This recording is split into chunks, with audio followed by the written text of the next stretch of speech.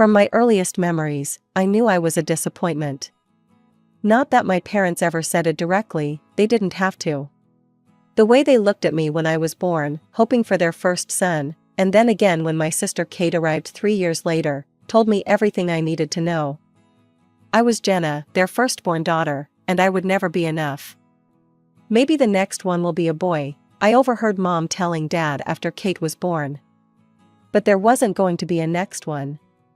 Complications during Kate's birth meant Mom couldn't have any more children. Their dreams of having a son were put on hold, transferred to some distant future when their daughters might give them grandsons instead. Growing up in our modest suburban home, I watched as Kate quickly figured out how to wrap our parents around her little finger. She'd bat those big brown eyes of hers, and they'd melt like ice cream on a hot summer day. Meanwhile, I grew more independent, learning to rely on myself rather than chase after attention I was never going to get. Kate knew exactly what buttons to push to get what she wanted. I had everything I needed: clothes, food, shelter, education, but emotional warmth was always in short supply, at least for me. Over time, I learned to accept it, to build my own internal fortress of self-reliance. I'm going to study economics, I announced at dinner during my senior year of high school. Mom and Dad exchanged looks across the table. Are you sure, honey? Mom asked, her fork pausing halfway to her mouth. That's such a technical field. Dad nodded in agreement. What about something more suitable for a young lady? Teaching, maybe? Or nursing? I stood my ground. I've already been accepted to State University. My grades are good enough for a partial scholarship. Well, Mom sighed, I suppose it's your choice. The disappointment in her voice was familiar by now, almost comforting in its predictability. Kate, who was still in high school, smirked from across the table. I'm thinking of studying psychology, she announced, and our parents immediately brightened. That's wonderful, sweetheart, Mom exclaimed. You've always been so good with people. I pushed my peas around my plate, letting their voices wash over me like background noise. I'd learned long ago that fighting for their approval was a losing battle. Instead, I focused on my future, on the independence that college would bring. I met James during my sophomore year at State University. He was a senior in the economics department, and we literally bumped into each other in the library's financial section. I dropped my statistics textbook, he picked it up, and that's how our story began. You're in Professor Martinez's macro class, right? He asked, handing me back my book. I've seen you asking all the smart questions. I blushed, not used to anyone noticing me in a positive way. Yeah, that's me. The annoying one who keeps the class running late. Not annoying at all, he smiled. Actually, I was wondering if you'd like to grab coffee sometime? I could tell you about the upper-level courses you'll be taking next year. That coffee date turned into dinner, which turned into movie nights, which turned into us being inseparable. For the first time in my life, I felt truly seen and appreciated. James didn't compare me to anyone else, he just liked me for who I was. After he graduated, James took a job at Anderson Consulting while I finished my degree. He waited for me, and the moment I graduated, we decided to move in together. We found a small apartment downtown, nothing fancy, but it was ours. Mom, Dad, this is James, I said during his first visit to my parents' house. The change in their attitude was immediate and shocking. Oh, James, Mom practically squealed. We're so happy to finally meet you. Will you be joining us for Thanksgiving? Christmas, both? Dad clapped him on the shoulder. Son, we've heard so much about you. Tell me about your job. Jenna says you're in finance? The word son caught my attention. Of course, they were finally getting the son they'd always wanted, even if it was through marriage. I watched as they fawned over James, asking him about his plans for the future and when he thought he might want to settle down. Kate, who was living at home after graduating and still hadn't found a serious boyfriend, sat in the corner during these family gatherings, shooting daggers at us with her eyes. For once, I was the sister who had something she wanted, and she couldn't stand it. After a year of living together, during a quiet dinner at home, James got down on one knee and proposed. I said yes immediately, and we decided on a small, intimate wedding, despite my parents' protests about wanting something more elaborate. "It's your big day," Mom argued. "Don't you want something more special?" "This is special," I insisted. "It's exactly what we want." The ceremony was perfect, just close friends and family in a small garden venue. James and I exchanged vows, had a lovely dinner reception, and went back to our apartment as husband and wife. It felt right, starting our married life in the same place where we'd begun building our life together. The questions started almost immediately after the honeymoon. "So, when can we expect some good news?" Mom would ask, her eyes gleaming with barely concealed desperation for a grandson. "We're saving for a house first," I'd explain, again and again. "We want to be financially stable before starting a family." Dad would shake his head disapprovingly. "Your mother and I didn't have much when we started out, and we managed just fine." Every family dinner became an update on their friends' growing families. "Did you hear? The Hendersons just became grandparents again, another boy," or "the Smith's daughter just announced she's pregnant, and she's younger than you, Jenna." Finally, after 2 years of saving, James and I bought our first house. It wasn't anything fancy, but it was ours, well, ours and the bank's. The moment we signed those mortgage papers, I knew the baby questions would intensify. And they did. What I hadn't expected was Kate's announcement just 3 months later. "I'm pregnant," she declared during Sunday dinner, her hand resting on her still flat stomach. "It's Mark's." Mark was her boyfriend of 6 months, a guy none of us particularly liked. The next few months were a whirlwind. Mark disappeared as soon as Kate started showing, leaving her alone and moving back in with our parents. But instead of this being a scandal or shame, my parents transformed their house into a shrine to their upcoming grandchild.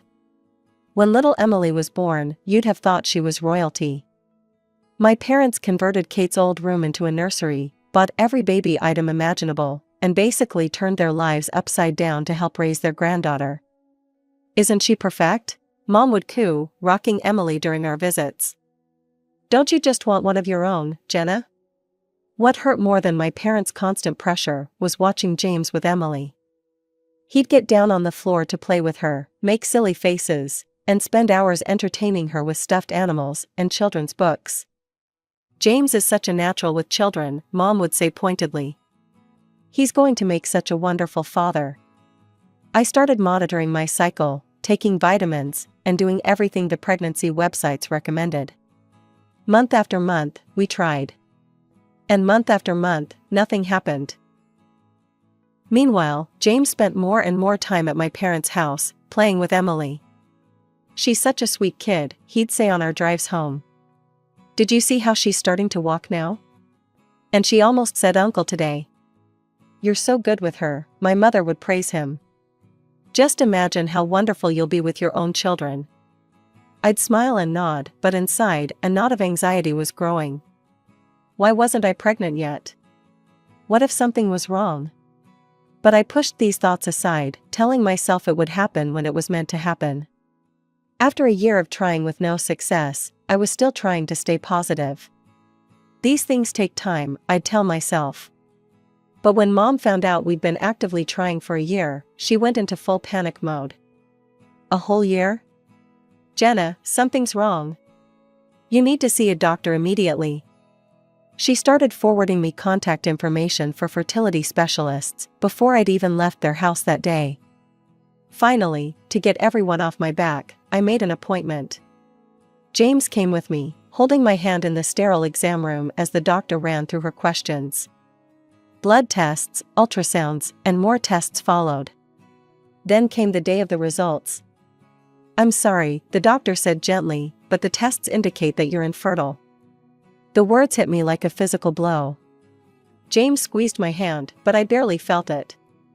The doctor kept talking about options and treatments, but her voice seemed to come from very far away. That evening, James and I sat in our kitchen, barely touching our takeout dinner. "We can look into adoption or IVF," he said finally. "There are options."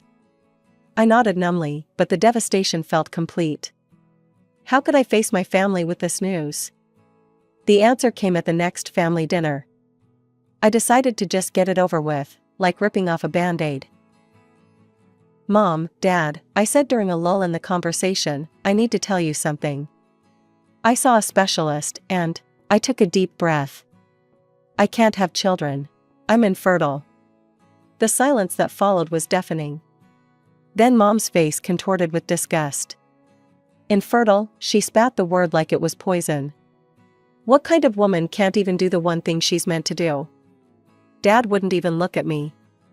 "An empty vessel," he muttered. "Just an empty flower." Kate sat there smirking, bouncing Emily on her knee. "Well, I guess we know who the real woman in the family is." I looked at James, desperate for support, but he just sat there, staring at his plate. The tears came then, hot and unstoppable. I pushed back from the table and ran out of the house, ignoring their calls behind me. After that night, I couldn't bring myself to go back to their house. But James kept going, spending time with Emily, chatting with Kate, listening to my parents. He'd come home full of stories. "Emily learned a new song today," he'd say. "You should have seen her dancing around the living room." Or, "Kate made this amazing lasagna. She's really getting good at cooking." Each word felt like a knife in my heart. I'd lie awake at night, listening to James's steady breathing beside me, wondering if he resented me for not being able to give him children. The guilt ate at me constantly, made worse every time he came home from another visit to my parents' house, with that wistful look in his eyes after playing with Emily. It was a regular Tuesday when my world fell apart. I came home early from work, my arms full of Chinese takeout, James's favorite. But the house was empty and dark. His car wasn't in the driveway, which wasn't unusual, but something felt off. I called his cell. No answer. Called again. Straight to voicemail. Then my phone buzzed, a notification from Instagram. Kate Thompson posted a new photo. I usually ignored her posts, but something made me click this time. My stomach dropped as the image loaded, James sitting on my parents' couch, Emily in his lap, and Kate pressed against his side, all three of them grinning at the camera. The caption read, "Family time with my favorite people." My hands were shaking as I grabbed my car keys. The rational part of my brain tried to argue that there could be an innocent explanation, but my gut knew better. The whole drive to my parents' house, my mind raced through every interaction between James and Kate over the past year, seeing them in a horrible new light. Their driveway was full, Mom's car, Dad's truck, James's sedan. The front door was unlocked, as always. I slipped inside quietly, my heart pounding so hard I thought it would burst from my chest. Voices drifted from the living room. "James, you know we think of you as a son already," my mother was saying. "And you deserve to be happy. You've been so wonderful with Emily," my father added. "And Kate, well, she's young, fertile. You could have more children together. Think about it," my mother continued. "Why stay trapped in a marriage with..." She lowered her voice, but I could still hear the disgust. "A barren woman?" I couldn't breathe. This couldn't be happening. I burst into the room, making them all jump. The scene was like something from a nightmare, my parents and sister on one couch, James in Dad's armchair, Emily playing with blocks on the floor between them. One big happy family, plotting to exclude me. "What the hell is going on here?" My voice came out stronger than I felt. James at least had the decency to look ashamed, but my parents were defiant. "Jenna," Mom stood up, chin raised. "We're just having an honest discussion about what's best for everyone." "Best for everyone?" I repeated, my voice shaking. "You're trying to convince my husband to leave me for my sister." "Well, someone has to think about James's future," Dad shot back. "You can't give him what he wants, what he deserves. Kate can." I turned to James, waiting for him to defend our marriage, to tell them they were crazy. Instead, he stared at the floor. "James?" My voice cracked on his name. "I'm sorry, Jenna," he said quietly. "But they're right. I want children, a family. And I've developed feelings for Kate. Kate smirked, reaching out to put her hand on James's arm. Get out, you don't belong here anymore. This is my family now. I looked at each of their faces, my father's stern disapproval, my mother's cold satisfaction, Kate's triumphant smile, James's guilty avoidance. 4 years of marriage, a lifetime of family ties, all meaningless. Without another word, I turned and walked out. I drove home in a daze, packed a suitcase on autopilot, and left a note for James, file for divorce. I'll have my lawyer contact yours. The divorce was quick and clinical. We split everything down the middle. I found a small apartment across town and threw myself into my work, trying to forget. But social media had other plans. One morning, my coworker gasped at her phone during coffee break. "Oh my God, Jenna, I'm so sorry, I forgot to unfollow your sister." She tried to hide her screen, but I'd already seen it, Kate in a massive white dress, James in a tux, my parents beaming beside them. "It's fine," I said, even though it wasn't. "I hope they're very happy together." A year later, another announcement popped up, "Welcome baby Rose." My replacement had produced the daughter they'd always wanted. James now had his perfect little family, Emily, who he'd adopted, and his new baby with Kate. I deleted all my social media accounts that day. Life has a funny way of surprising you, though.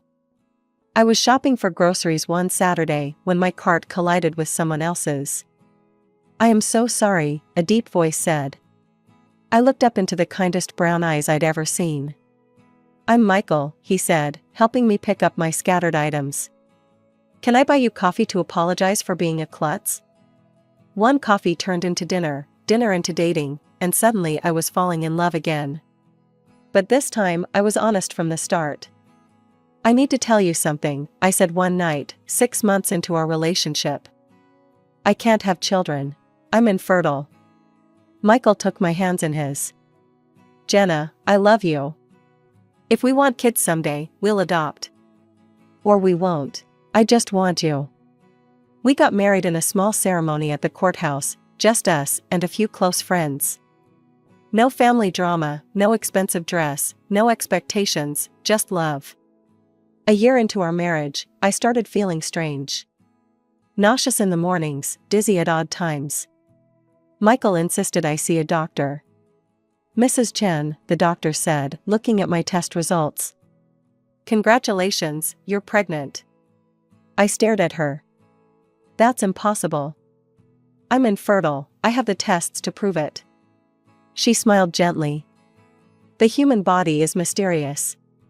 Sometimes, despite all odds, pregnancy occurs even in cases of diagnosed infertility. It's rare, but it happens." Michael and I cried together that night, tears of joy, of disbelief, of hope. I didn't tell my family. They'd lost the right to share in my happiness. 9 months later, I held my son in my arms. 7 pounds, 6 ounces of perfect, beautiful boy. Michael and I named him Alexander, defender of mankind. Looking at his tiny face, I felt nothing but pure love. No bitterness, no regret, no anger. Life had settled into a beautiful rhythm. Alexander was 2, Michael was the perfect father, and I had everything I'd ever wanted. We rarely ate out, preferring quiet family dinners at home, but that night Michael had gotten a promotion, so we decided to celebrate at La Maison, an upscale French restaurant downtown.